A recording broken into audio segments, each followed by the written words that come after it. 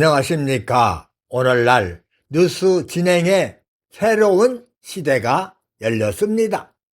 인공지능과 함께하는 오늘의 뉴스, 미래형 저널리즘을 지금 바로 만나보시죠. 여러분, 안녕하세요.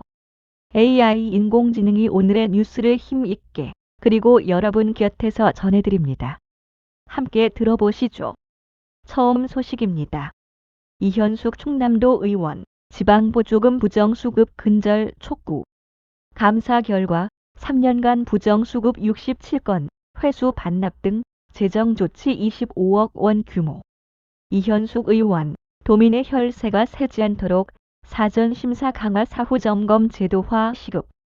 충남도의회 이현숙 의원, 비례국민의힘은 지난 10일 열린 행정문화위원회 소관감사위원회 행정사무감사에서 최근 3년간 충청남도와 시군이 추진한 지방보조금 사업에서 부정수급 및 부적정 집행 사례가 지속적으로 발생하고 있다며 강도 높게 비판했습니다.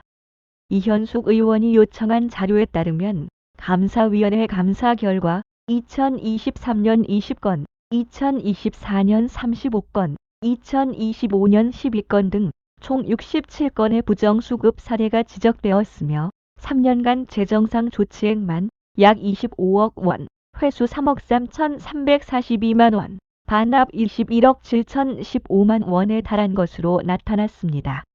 또한 신분상 처분은 훈계 17명, 주의 65명, 경징계 1명 등 총 83명에게 내려졌으며 부정수급의 주요 유형은 보조금 목적 외 사용, 부가가치세 환급금 미반납, 내부 거래 등 부적정 집행, 정산검사 및 사후 관리 소홀 등으로 관리 체계의 구조적 한계가 여전히 드러나고 있다고 지적했습니다.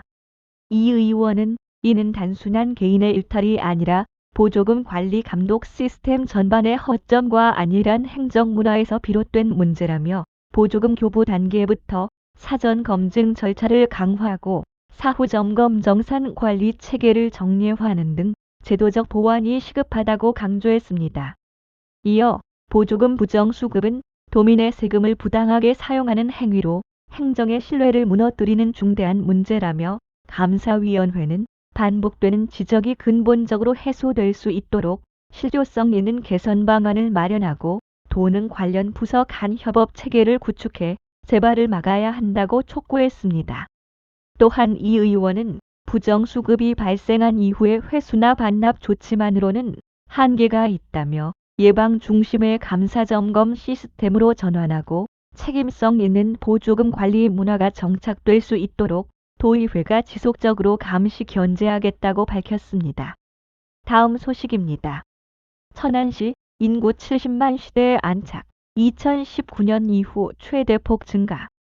2025년 말 총인구 70만 4,843명, 전년 대비 7,544명 늘어 지난해 5월 70만 돌파 후 매월 증가세, 9월엔 1,088명 급증. 천안시는 지난해 5월 총인구 70만 명을 돌파한 이후 증가세를 이어가며 2019년 이후 최대 인구 증가 기록을 경신했다고 15일 밝혔습니다. 지난해 12월 말 기준 천안시 총인구 외국인 포함은 지난해 같은 기간보다 7,544명 1.1% 늘어난 70만 4,843명으로 집계됐다. 이는 2019년 이후 연간 증가치 중 최대 증가한 수치로 분석됩니다. 천안시 총인구는 지난해 5월 70만 403명을 기록한 이후 7월 785명, 9월 1,088명, 10월 666명 등 매월 꾸준한 증가세를 보였다. 특히 9월에는 한 달 사이 1,000명 이상이 늘어나며 증가세가 가장 두드러졌습니다. 인구 통계적 지표 개선도 눈에 띈다. 지난해 출생아 수 3,711명과 사망자 수 3,591명을 앞지르며 3년 만에 인구 데드 크로스를 극복했습니다. 천안시는 출산 친화적 사회 분위기 확산을 위해 7남매 다둥이 맘인 김소정씨 출산장려 홍보대사 위촉, 출산장려 릴레이 캠페인 전개, 초중고 및 읍면동 찾아가는 인구교육 확대 운영 등 시민 인식 제고 활동도 함께 추진해 정책 효과를 높였습니다. 시는 임산부 교통비 50만 원 지원, 다둥이 가정 프리미엄 양육 바우처, 출산 축하 케이크 지원, 돌봄 공백 최소화를 위한 다함께 돌봄센터 15개소 및 365, 24 어린이집 6개소 운영 등 실질적인 출산 양육 돌봄 지원 정책을 강화해왔습니다. 올해는 테크노파크 산업단지와 제오 산업단지 확장 준공에 따른 기업 입주가 본격화하면서 인구 증가세가 지속될 것으로 전망하였습니다. 김석필 천안시장 권한대행 부시장은 인구는 도시 경쟁력의 핵심이라며 100만이 살아도 조화로운 도시, 누구나 머물고 싶은 지속 가능한 도시로 성장할 수 있도록 시정 전반의 정책을 강화하겠다고 말했습니다. 다음 소식입니다. 이경열 천안시 도시주택국장, 도시재생 주요 사업장 현장 점검, 천안역 세권 오룡지구 방문, 동절기 안전관리 및 공사 품질 확보 당부. 이경열 천안시 도시주택국장이 15일 서북구와 촌동과 동남구 원성동 일원 도시재생 주요 사업장을 찾아 안전관리 실태와 공정 현황을 점검했습니다. 이번 방문은 동절기 사업장 안전사고 예방과 공사 품질 확보를 위해 마련됐다.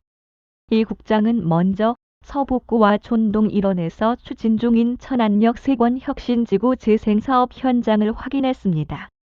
이 사업은 주상복합, 지식산업센터, 복합환승주차장 등을 조성하는 사업으로 지난해 8월 착공해 현재 토공사가 진행 중입니다.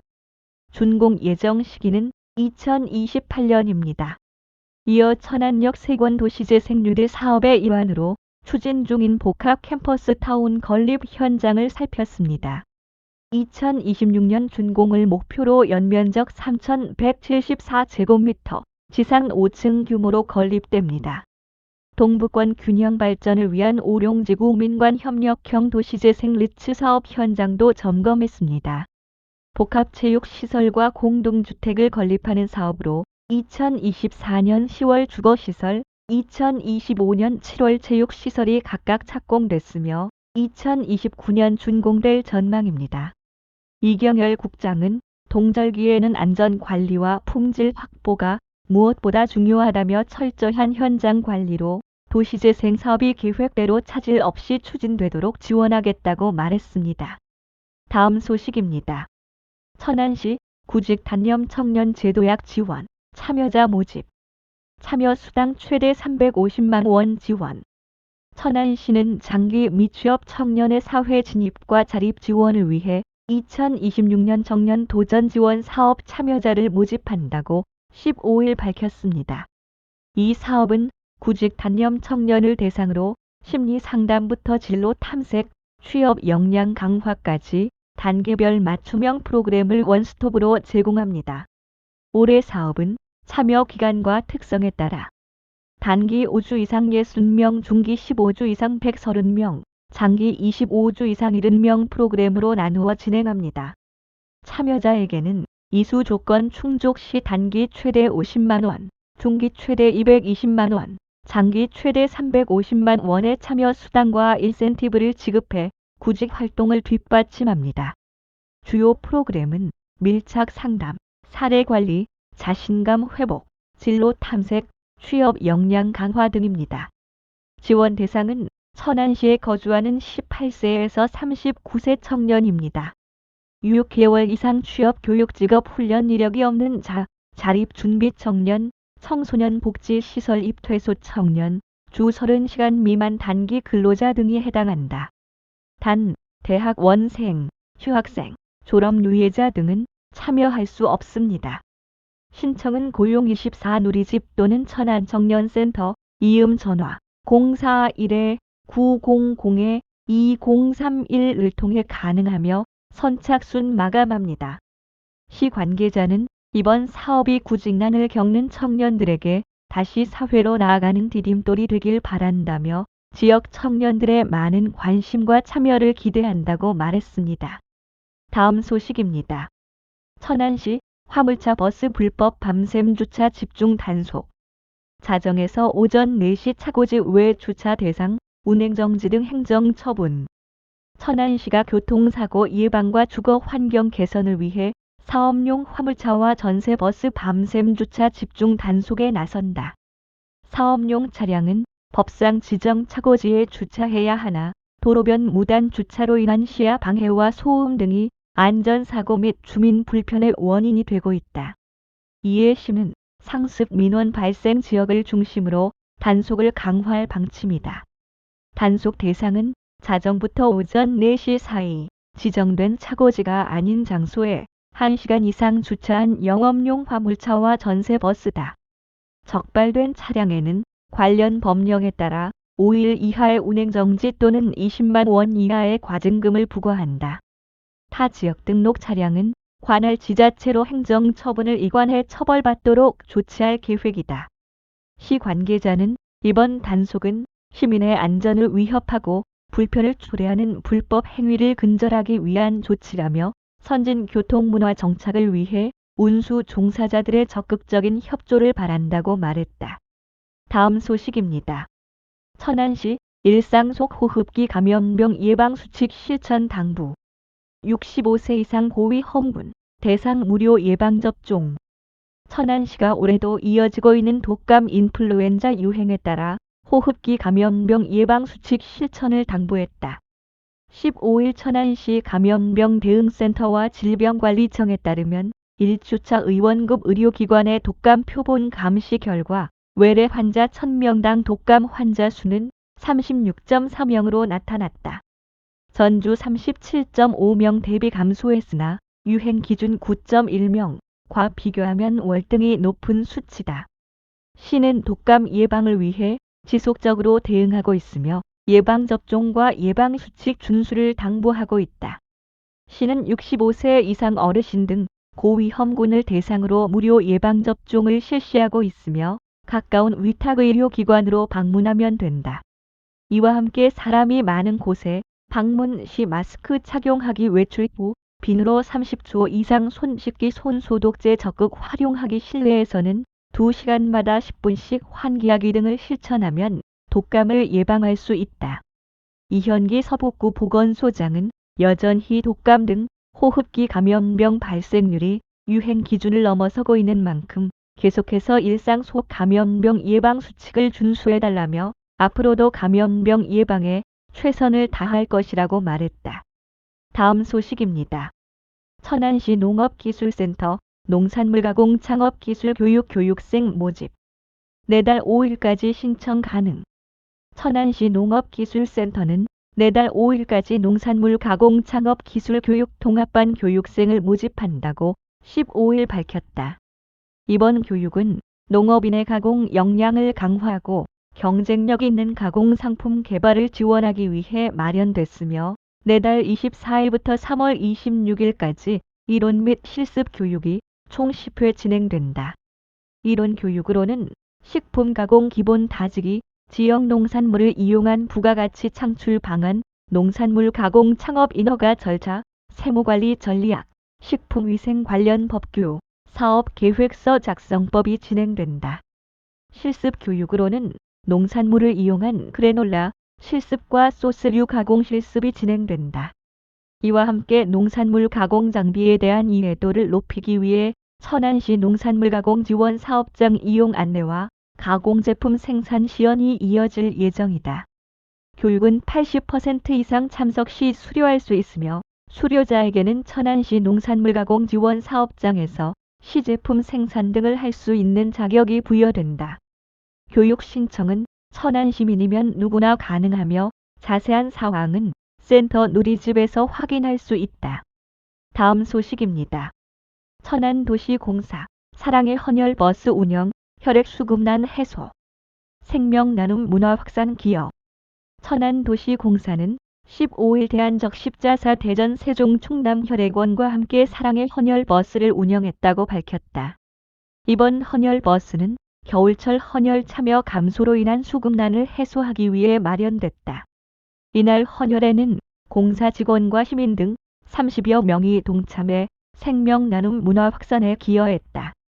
공사는 지난 2015년부터 매년 사랑의 헌혈 캠페인을 추진해 오고 있으며 직원들이 자발적으로 참여할 수 있도록 헌혈공과제를 운영하는 등 헌혈 문화 정착에 힘쓰고 있다.